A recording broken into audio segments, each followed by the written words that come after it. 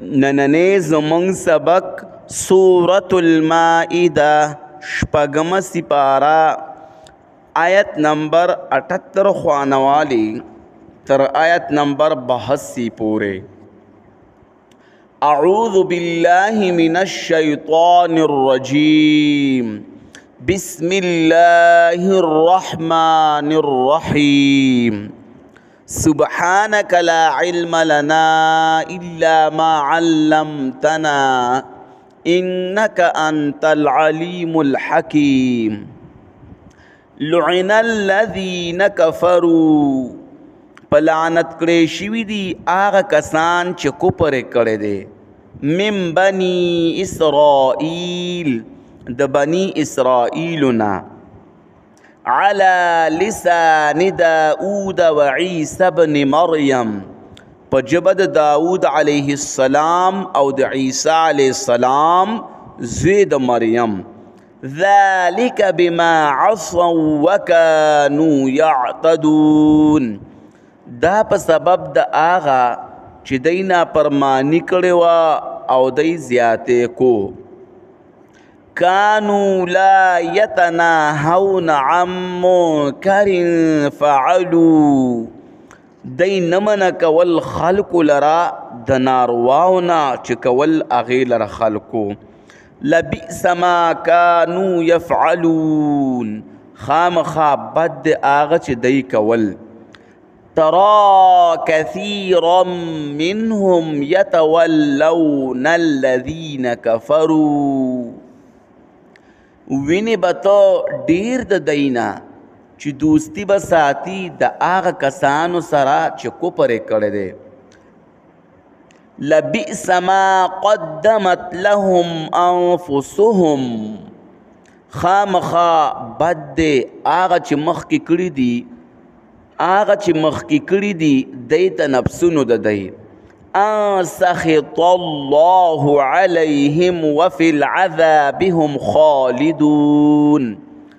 دا چې غصه کړې د الله په دی باندې او په عذاب کې دی به وي همیشه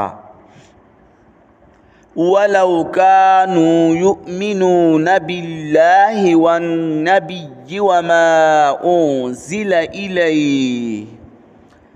او کدی ایمان راوړو په الله او په پیغمبر او په هغه کتاب چې رالیږلی شوی دی دته متخذوهم اولیاء نه به یې ونیولې دی لره دوستان نه به یې ونیولي